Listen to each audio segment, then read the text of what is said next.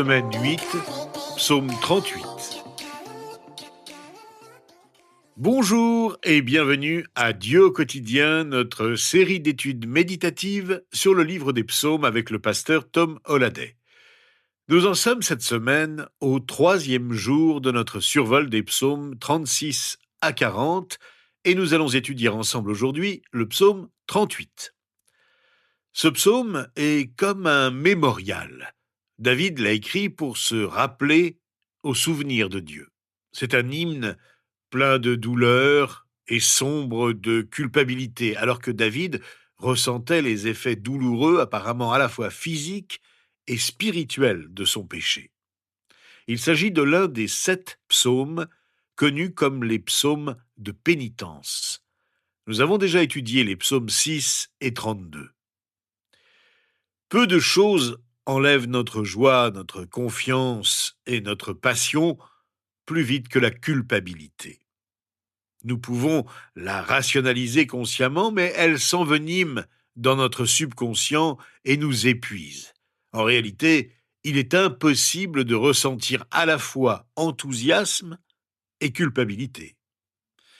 Le verset 5 de ce psaume dit « Mes fautes s'élèvent au-dessus de ma tête ». Pareil à un lourd fardeau. Elles sont trop pesantes pour moi. Dans ce psaume, David est honnête avec Dieu au sujet de son péché, ainsi que du chagrin et de la culpabilité qui en découlent. À l'approche de ce psaume, une prière m'habite face à son regard honnête sur le péché. Je vous invite donc à vous joindre à moi dans cette prière et à dire « Seigneur, je sais que je suis pardonné grâce à la croix. Mais je prie pour que je n'aie pas peur d'être honnête au sujet des terribles conséquences des fautes que j'ai commises. De les considérer aussi honnêtement que possible de manière à raviver ma confiance en toi au lieu de me fier à moi-même. Je te prie ainsi au nom de Jésus. Amen. Le psaume 38 commence par nous dire la vérité sur le péché. Puis, il nous dit comment prier à son sujet. Il nous dit d'abord la vérité sur le péché. Le péché est destructeur. Le péché détruit ma relation avec Dieu. Nous le lisons au verset 1 et 2. « Éternel, ne me punis pas dans ta colère, et ne me corrige pas dans ta fureur, car tes flèches m'ont atteint, et ta main a pesé lourdement sur moi. » Nous éprouvons un sentiment de séparation entre nous et Dieu. Constatant le profond mécontentement de Dieu, David implore Dieu. Il suit un chemin sage en s'approchant du Seigneur malgré la colère et le mécontentement de Dieu. David utilise des images poétiques pour décrire à quel point il ressent profondément le mécontentement de Dieu. Nous lisons dans le psaume la profonde détresse et l'agonie de David, et constatons que c'est à cause de son propre péché, comme cela est décrit plus loin. Nous comprenons alors que sur la croix, Jésus a été la cible de la même agonie, mais à cause de nos péchés et non des siens. Cette main s'est abattue sur Jésus, et d'une manière plus grande que David ne l'a jamais connue. Comprendre l'agonie nous aide à comprendre quelque chose de la grandeur de l'amour qui l'a conduit sur la croix pour nous. Si nous croyons en Jésus-Christ, nous sommes déjà pardonnés pour tous les péchés que nous avons commis. Nous serons avec Dieu pour l'éternité. Mais cela ne signifie pas que nous ne ressentons pas ce sentiment de séparation lorsque nous péchons. Même si ce péché est pardonné à cause de la croix, nous devons toujours faire face à la réalité de notre relation avec Dieu. Le péché détruit notre relation avec Dieu, mais il détruit aussi notre santé physique. Nous le lisons au verset 4 à 9. « Il n'y a plus rien d'intact dans mon corps à cause de ta colère. Il n'y a plus rien de sain dans mes os à cause de mon péché, car mes fautes s'élèvent au-dessus de ma tête. Pareil à un lourd fardeau, elles sont trop pesantes pour moi. Mes plaies sont infectes et purulentes à cause de ma folie. Je suis courbé, complètement abattu. Tout le jour je marche dans la tristesse, car un mal brûle mes reins, et il n'y a plus rien d'intact dans mon corps. Je suis sans force, entièrement brisé. Le trouble de mon cœur m'arrache des gémissements. David ressent le mécontentement de Dieu, non seulement spirituellement, mais aussi physiquement. Cela était peut-être dû à la manifestation évidente de la main de Dieu dans une maladie ou une blessure, ou encore aux conséquences physiques du stress subi lors d'une période de profonde dépression spirituelle. On ne peut raisonnablement douter du fait que David décrive ici une maladie naturelle, mais qui tenterait de dire quelle était cette maladie? En tout cas, il est évident qu'il en déplore profondément la cause. David reconnaît la main de Dieu dans sa misère, mais il sait pourquoi. Il sait que c'est à cause de son péché, de ses iniquités et de sa folie. David est malheureux. Mais ce n'est pas une victime au sens commun du terme, car ses péchés étaient la cause de sa maladie.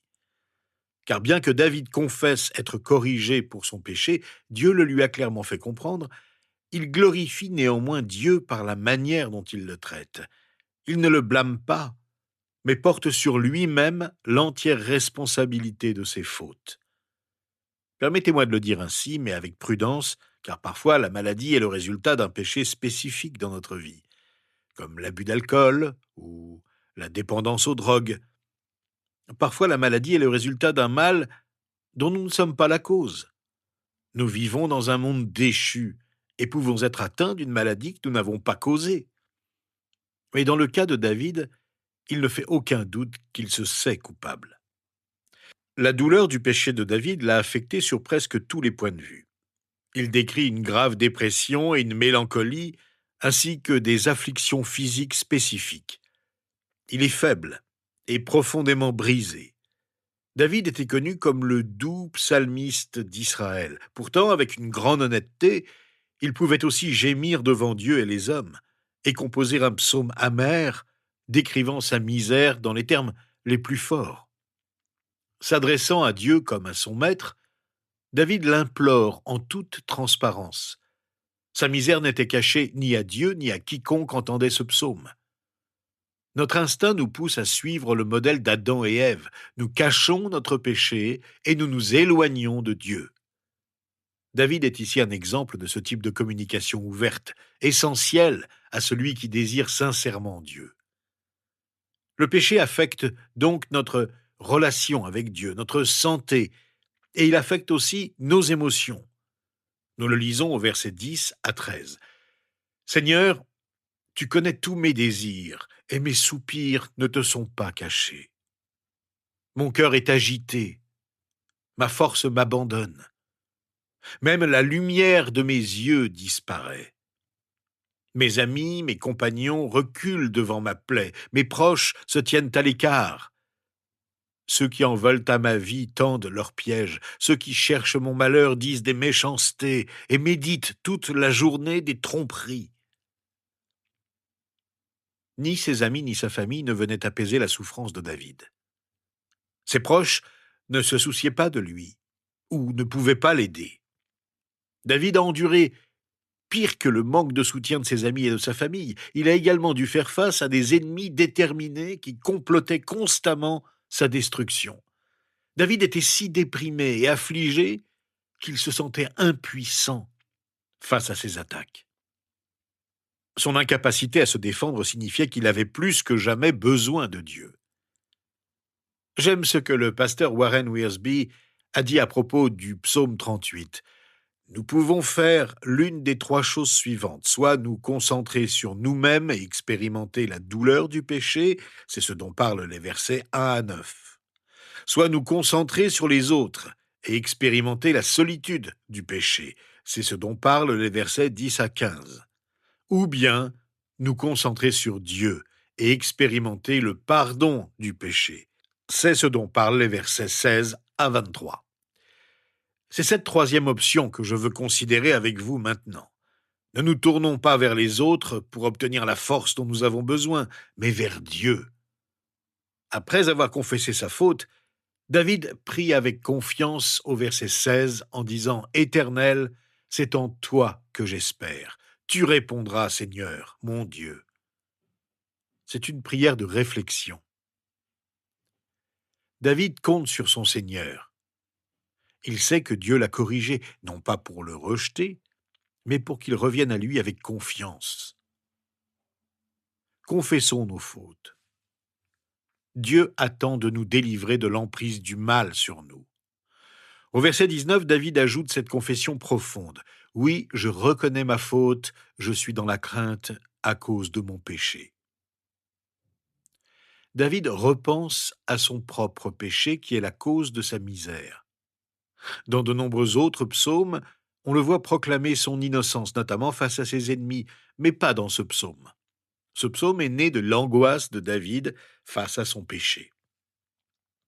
David fait appel à Dieu pour obtenir de l'aide, à la lumière, de l'énergie et de la force de ses ennemis, et parce qu'ils sont contre lui sans raison valable.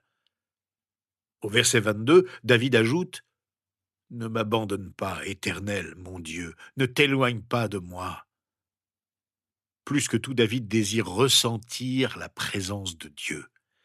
Il est probable que l'absence de ce sentiment a été sa plus grande épreuve en cette période sombre.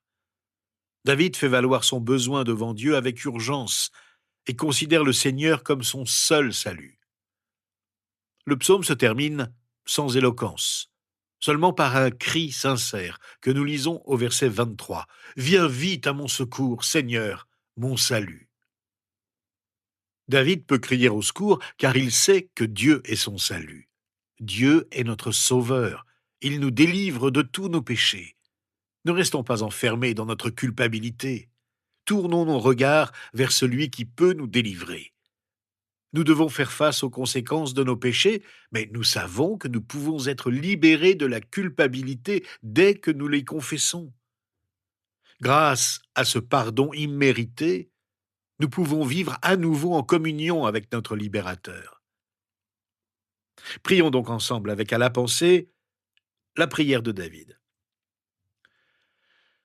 Seigneur, tu connais le mal que nous avons fait. Nous ne pouvons rien te cacher. Nous ouvrons notre cœur et te disons combien nous sommes malheureux de nous être écartés de tes voies. Mais nous te sommes reconnaissants, parce que nous savons que si nous confessons nos fautes, tu es juste et bon pour nous pardonner et rétablir notre relation avec toi.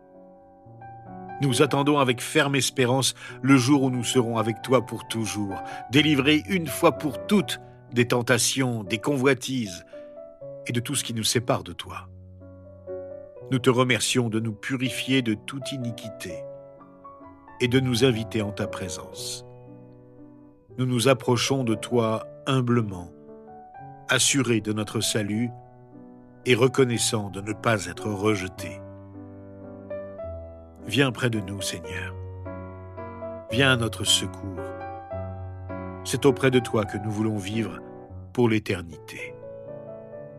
C'est au nom de Jésus que nous te présentons notre prière. Amen. Demain, nous allons étudier ensemble le psaume 39, un cri d'appel à Dieu de David face à la mort.